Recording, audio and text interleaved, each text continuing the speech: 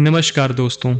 आज हम बात करने जा रहे हैं साइंस में हुए एक ऐसे एक्सपेरिमेंट के बारे में जो आपने कभी ही सुना होगा। ये एक ऐसा एक्सपेरिमेंट है जिसने साइंस की दुनिया में क्यूरियोसिटी को एक नया जन्म दिया और साइंस एक्सपेरिमेंट्स के फैक्ट्स को मैनिपुलेटिव तरीके से भी सामने रखा। तो चलिए शुरू करते हैं। पूरी इंफॉर्मेशन के लिए वीडियो को एंड तक जरूर देखिएगा। ये बात है सन 1907 की, जब मैसाचुसेट्स के एक डॉक्टर ने, जिनका नाम डंकन मैकडगल था, उन्होंने unusual series of experiments perform किए। उनकी थ्योरी का बेस ये था कि ह्यूमन सोल का एक स्पेसिफिक वेट होता है और हम उसे मेजर कर सकते हैं। डॉक्टर मैकडगल ने इस एक्सपेरिमेंट के लिए एक बहुत ही सेंसिटिव बेड बनाया, जिसके ऊपर उन्होंने बहुत ही ज्यादा सेंसिटिव बीम स्केल्स रखे जो ग्राम के फ्रैक्शनल वेट को भी कैप्चर कर सकता था। और उन्होंने इसके लिए काफी लंबे टाइम से बीमार पेशेंट्स को इस एक्सपेरिमेंट के लिए मना लिया कि वो अपने आखिरी वक्त में उस बेड पे लेटें। सन 1901 में मैसाचुसेट्स के हावर हिल के डॉक्टर डंकन मैकडगल, जो साइंटिफिक तरीके से यह साबित करना चाहते थे कि क्या एक ह्यूमन सोल का वजन होता है, तो उन्होंने नर्सिंग होम में 6 पेशेंट्स की आइडेंटिफिकेशन की जिनकी डेथ नियर टू पॉसिबल थी। 4 पेशेंट्स ट्यूबरकुलोसिस से सफर कर रहे थे, एक डायबिटीज से और एक अनरीजनेबल फैक्टर से। मैकडगल ने विशेष रूप से उन लोगों को चुना जो शारीरिक थकावट का कारण बनने वाली फैक्टर से गुजर रहे थे, क्योंकि उन्हें पेशेंट्स को सही तरीके से मेजर करने के लिए मरते समय उन्हें स्टिल रखना बहुत जरूरी था। जब पेशेंट्स को ऐसा लग रहा था कि वो डेथ के करीब हैं, तो उनका पूरा बिस्तर एक इंडस्ट्रियल स्केल पर रखा गया जो बहुत ही ज्यादा सेंसिटिव था। एक पेशेंट का मरने के बाद वजन कम हो गया, लेकिन फिर उसका वजन वापस बराबर हो गया, और 2 और पेशेंट्स का डेथ के टाइम वजन कम हो गया, लेकिन कुछ मिनट बाद और भी ज्यादा वजन कम हो गया। डेथ के टाइम उन पेशेंट्स में से एक का वजन 21.3 ग्राम कम हो गया।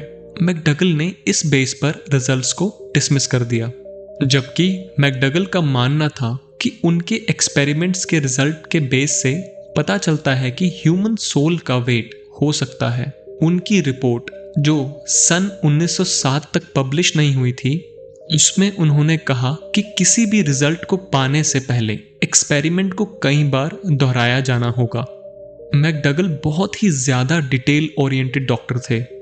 उन्होंने ना ही पेशेंट्स की exact time of death record की, बल्कि उनका बेड पे टोटल टाइम भी कैलकुलेट किया, और उन्होंने मरने के बाद उनके वेट में आने वाले चेंजेस को भी ऑब्जर्व किया।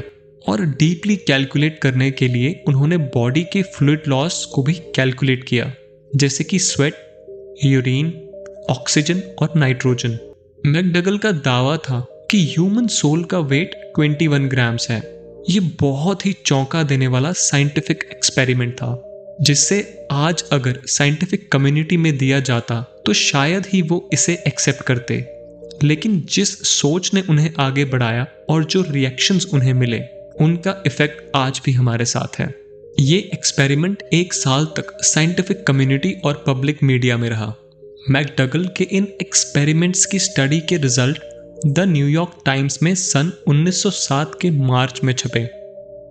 इस आर्टिकल ने मैकडगल और फिजिशियन ऑगस्टस पी क्लार्क के बीच एक डिबेट छेड़ दी। क्लार्क ने पॉइंट आउट किया कि मोमेंट ऑफ डेथ के टाइम लंग्स हमारी बॉडी के ब्लड को ठंडा करना बंद कर देते हैं, जिसके कारण बॉडी का टेम्परेचर बढ़ जाता है, जो कि स्किन को स्वेट रिलीज करने में मदद करता है, जिससे कि बॉडी का वेट लूज होता है, जो कि मैकडगल का दावा भी था। मैकडगल ने इस आर्ग्यूमेंट का जवाब दिया कि मोमेंट ऑफ डेथ के टाइम बॉडी की सर्कुलेशन रुक जाती है, जिससे स्किन को टेम्परेचर राइज से कोई फर्क नहीं पड़ता। ये डिबेट 1907 के अंत तक चली, जिसमें दोनों ही साइड ने काफी सपोर्टर्स गेन कर लिए। 4 साल तक मैकडगल के तरफ से सब कुछ शांत था, लेकिन सन 1911 में उन्होंने न्यूयॉर्क टाइम के पहले पन्ने पर घोषणा कर दी कि वह आगे बढ़ेंगे और इस बार वो ह्यूमन सोल का वेट नहीं बल्कि at the moment of death उनकी पिक्चर्स भी क्लिक करेंगे। हालांकि उन्होंने 1 दर्जन प्रयोग करने में कामयाबी हासिल की, जिसमें उन्होंने इंटरस्टेलर एथर के लाइट जैसी एक लाइट पेशेंट्स के हेड के चारों ओर देखी थी। मैकडगल का सन 1920 में निधन हो गया। उनके जाने के साथ ही ये एक्सपेरिमेंट अपने साथ काफी इंटरेस्टिंग फैक्ट्स अपने सपोर्टर्स के बीच अधूरा छोड़ गया। मैकडगल के सपोर्टर्स उनके जाने के बाद शांत बैठ गए और इस एक्सपेरिमेंट को अनसॉल्व्ड मिस्ट्रीज में डाल दिया गया। साइंटिफिक कम्युनिटी में ये बात भी सामने लाई कि वास्तव में कभी ये एक्सपेरिमेंट पूरी तरह से किए ही नहीं गए।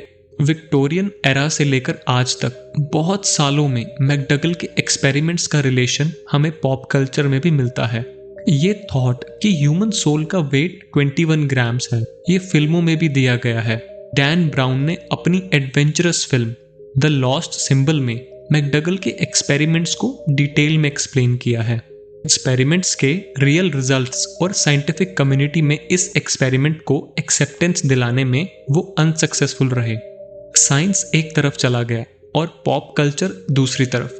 फंक्शनल न्यूरो इमेजिंग ने ह्यूमन सोल से जुड़े हर थॉट को ह्यूमन ब्रेन के स्पेसिफिक एरिया से जोड़ दिया और फिजिक्स ने सब एटॉमिक पार्टिकल्स के बीच रिलेशन को इतनी अच्छी तरह से मैप किया कि स्पिरिचुअल फोर्सेस के लिए कोई जगह ही नहीं बची। ह्यूमन सोल को वे करने का थॉट ह्यूमन टेंडेंसी से रिलेटेड है। ये हमारी कुछ डीपेस्ट डिजायर्स और डाउट्स को डिफाइन करता है, जिन्होंने सन 1907 में मैकडगल के ब्रेन को भी जकड़ लिया था। आज भी हमें ऐसे एक्सपेरिमेंट्स और एनालिसिस बहुत ही ज्यादा एक्साइट कर देते हैं और बहुत ही ज्यादा देखने को भी मिलते हैं। अगर आज की वीडियो आपको बहुत ही पसंद आई हो तो हमें कमेंट सेक्शन में ज़रूर बताइएगा कि आप इस वीडियो के बारे में क्या सोचते हैं और इस एक्सपेरिमेंट के बारे में भी। धन्यवाद।